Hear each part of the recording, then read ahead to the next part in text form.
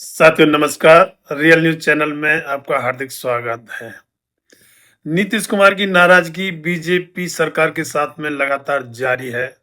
खबरें आ रही हैं जबकि नीतीश कुमार एकदम चुप हैं, वो कुछ बोल नहीं रहे हैं, लेकिन सांकेतिक तौर पर बार बार वो जवाब दे रहे हैं। जैसे उन्होंने एक पोस्टर जारी करके बताया था कि जब बात बिहार की हो तो नाम नीतीश कुमार का हो। इस तरीके से दूसरे उन्होंने जब वो प्रगति यात्रा की थी, उसमें भी उन्होंने बाबा साहेब की फ़ोटो को नमन करते हुए उन पर माल्यार्पण किया।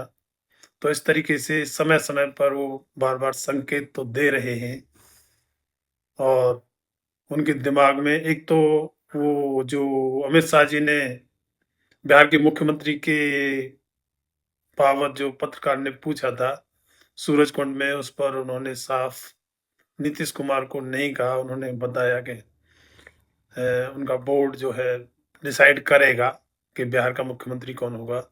एक तो वो नाराज़गी थी, दूसरे जो अमित शाह जी ने संसद में संविधान चर्चा पर जो बाबा साहेब के खिलाफ अपमानजनक टिप्पणी की थी, वो भी नाराज़गी का कारण था।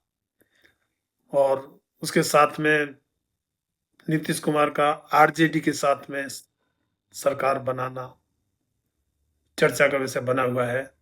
ऐसे में अब नीतीश कुमार जी दिल्ली पहुंच गए हैं और उनके बारे में बताया जा रहा है कि वो पूर्व प्रधानमंत्री मनमोहन सिंह जी के भी घर जाएंगे।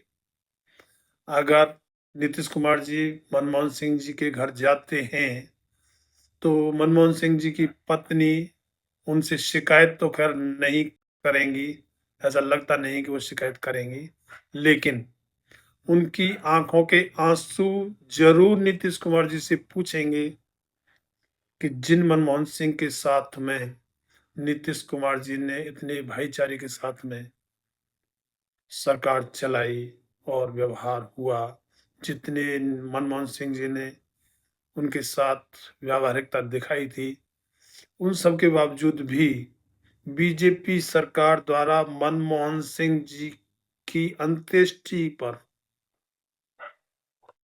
जो अपमान किया, उसके बावजूद भी वो उस सरकार को यानी कि बीजेपी सरकार को कैसे समर्थन जारी रखे हुए हैं।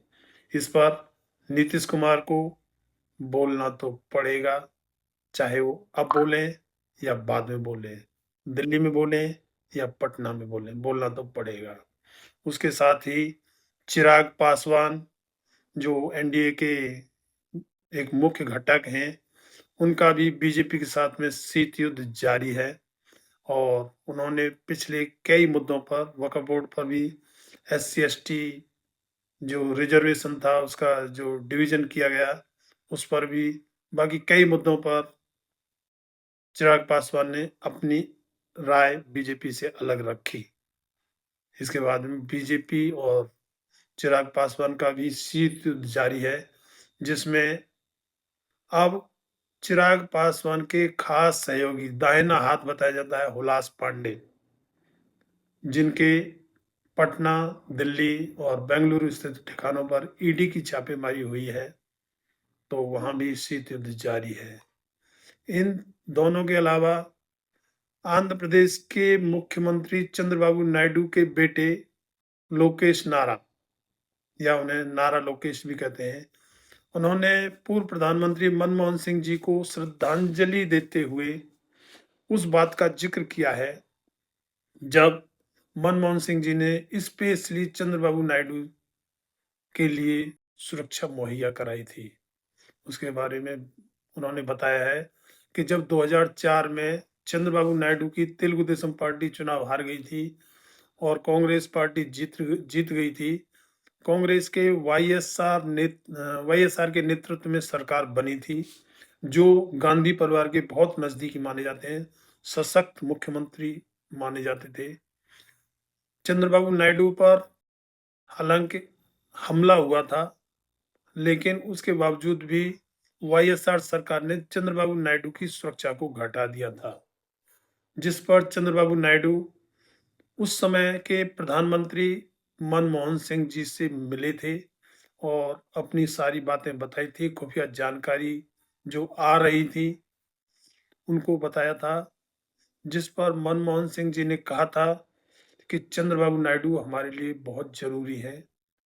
और आंध्र प्रदेश सरकार को उस समय मनमोहन सिंह जी ने आदेश दिया कि उनकी पूरी सुरक्षा का इंतजाम किया जाए, जिसमें एनएसजी कमांडो भी हों।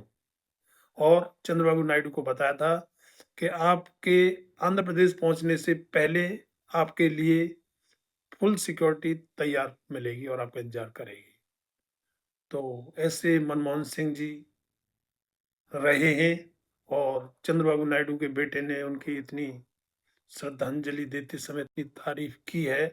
तो ऐसे में सवाल उठता है कि जब मनमोहन सिंह जी की अंत्येष्टि के समय पर एनडीए सरकार द्वारा राजघाट पर उनके लिए जगह नहीं देकर और निगमबोध घाट पर उनका सार्वजनिक तौर पर अंत्येष्टि करवाना उनका अपमान किया है, तो ऐसे में चंद्रबाबू नायडू को सोचना तो पड़ेगा कि ऐसे में एनडीए सरकार को समर्थन कैसे जारी रखा जाए। वैसे भी मनमोहन सिंह जी ऐसे प्रधानमंत्री रहे हैं जिन्होंने उस समय के हालातों में जब जब देश में मंदी का माहौल था, ऐसे में मनमोहन सिंह जी ने मंदी से देश को उबारा था और मध्यम वर्ग के लिए बहुत ही कल्याणकारी कार्य किए थे।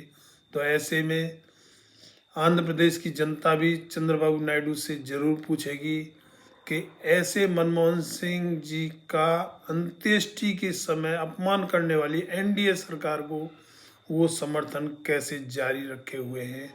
और यही सवाल बिहार की जनता नीतीश कुमार और चिराग पासवान से भी जरूर पूछेगी और बाकी एनडीए के घटक दलों से भी ये सवाल तो होगा। जो आम जनता का सवाल उठ रहा है, आम जनता ये सवाल कर रही है कि जब सभी प्रधानमंत्री और राष्ट्रपतियों को राजघाट पर अंत्येष्टि के लिए जगह दी गई है, तो मनमोहन सिंह जी को क्यों नहीं, जबकि वो धार्मिक अल्पसंख्यक वर्ग से आते हैं और एक अच्छे प्रधानमंत्री भारत के रहे हैं।